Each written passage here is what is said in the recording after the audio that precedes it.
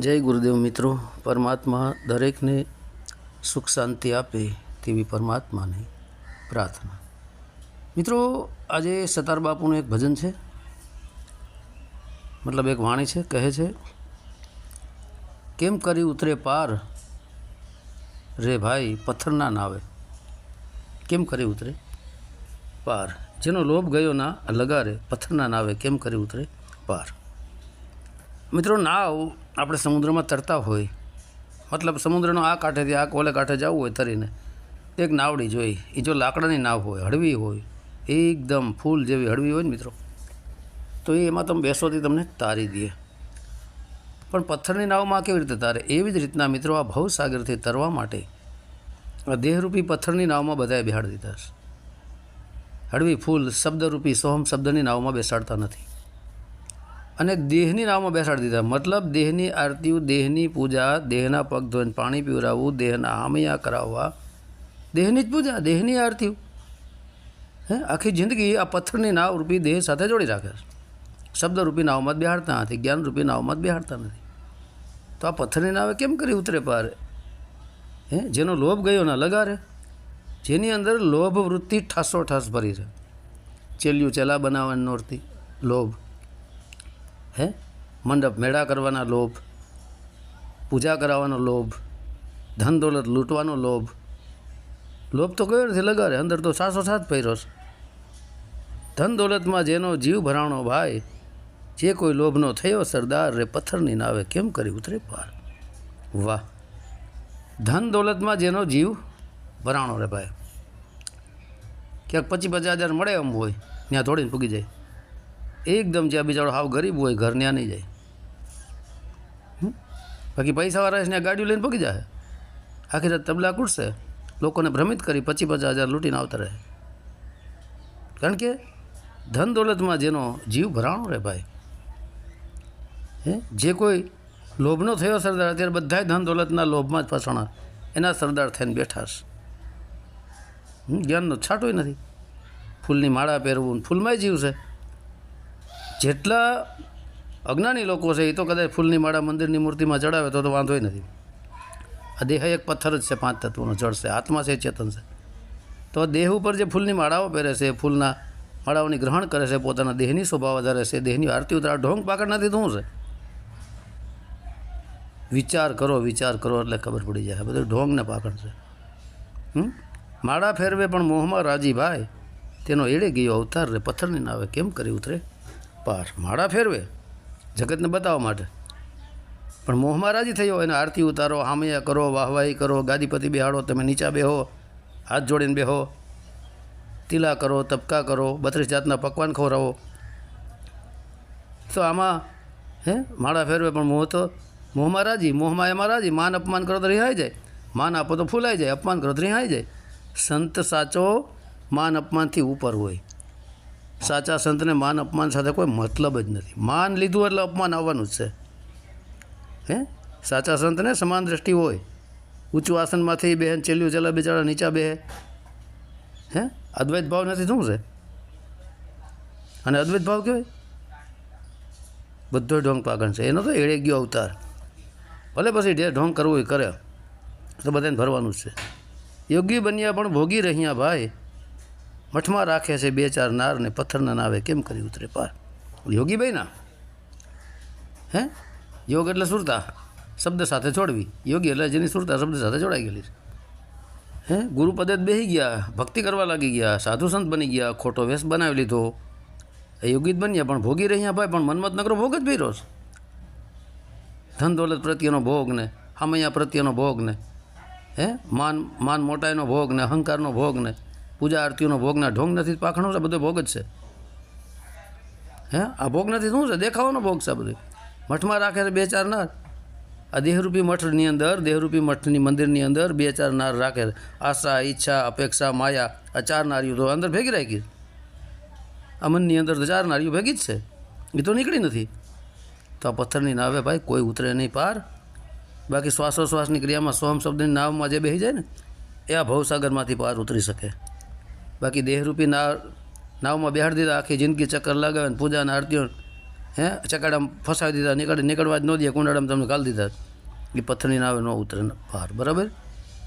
ઠગ ભગતનું ઠેકાણું ન લાગે ભાઈ, સંત ચરણે કહે દાસ સતાર, રે પથ્થરની નાવે કેમ ઉતરે પાર. ઠગ ભગતનું ઠેકાણું ન લાગે ભાઈ. જે ઠગ ભગત હોય ને ઠેકાણું ન હોય, આજ વાં હોય, કાલ બીજે હોય, વાં મંડપ કર્યો ને, વાં મેળો કર્યો ને, વાં ફંક્શન કર્યું હોય, વાં પ્રોગ્રામ કર્યો ને, વાં પ્રોગ્રામ કર્યો હોય, આજ આ ગામ હોય તો બીજા ગામ હોય, ફરતો જ રહે. આ ઠગ ભગત છે, જગતને ઠગતા ફરે. પૈસાવાળાને પાસે જાજા ફસાવશે, જેની પાસે કંઈક ધંધો હશે ને એને જાજા ફસાવશે. અને ચેલા તો હજારોની સંખ્યા મૂડી નાખશે, ઘેટા બકરા નાખો વાળો ભરી દે. કારણ કે એને શું પૈસા એ મતલબ છે, ચેલાને મતલબ નથી. તરવાય તો તરત, ન તરવાય ગયા, પાત્ર હોય તો ભલે, કુપાત્ર હોય તો ભલે, ચેલા 12 મિનિટ આવી જાઓ તમતાર લેતા જાઓ જેટલા આવે ને, કારણ એને પૈસા કમાવા. એ આ બધા ઠગ ભગત છે, જગતને ઠગવાવાળા. આ ઠગ ભગતનું ઠેકાણું ન લાગે ભાઈ, આનું ક્યાંય ઠેકાણું ન લાગે.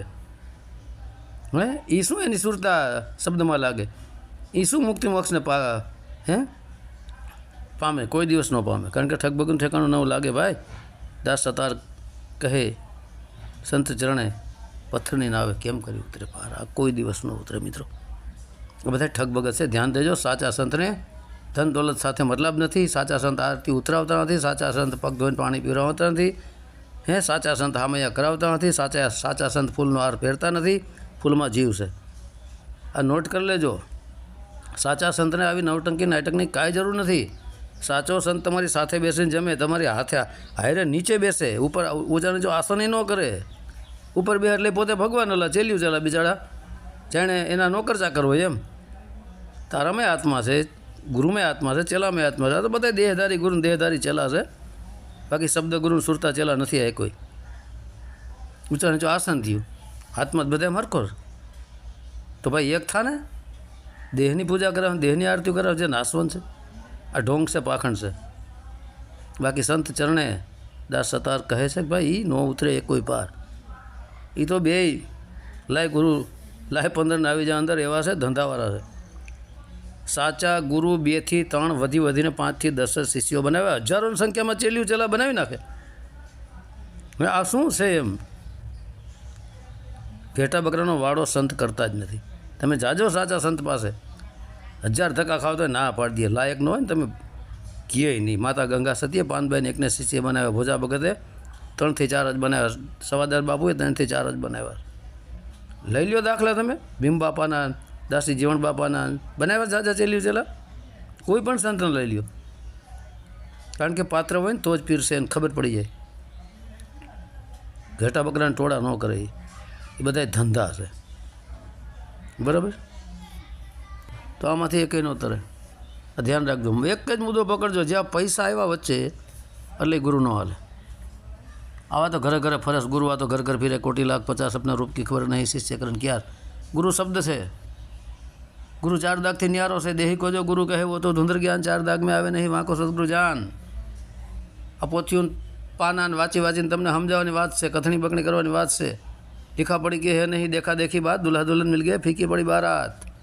પોથી પડપડ જગમુવા ભયાના પંડિત, કોઈ પ્રેમ કે ઢાઈ અક્ષર પડે 100 પંડિત હોય. જેની પાસે પ્રેમ છે ને એ છે. તમે સાધુનો 1000 વાર અપમાન કરો ને, એમાં ફરક ન પડવો પડે. જરા કંઈ આંખું લાલ થઈ, જરા કંઈ ક્રોધમાં આવ્યો તો સંત નથી. એટલે અમે ગુરુ નથી બનતા. ગુરુપદ મહાન છે, ગુરુપદ ઊંચું છે. આ તો બધા ગુરુપદને લજવી રહ્યા છે. ગુરુ નામને બદનામ કરી રહ્યા છે, ગુરુપદને બદનામ કરી રહ્યા છે, ગુરુપદને નામે ધંધા કરી રહ્યા છે.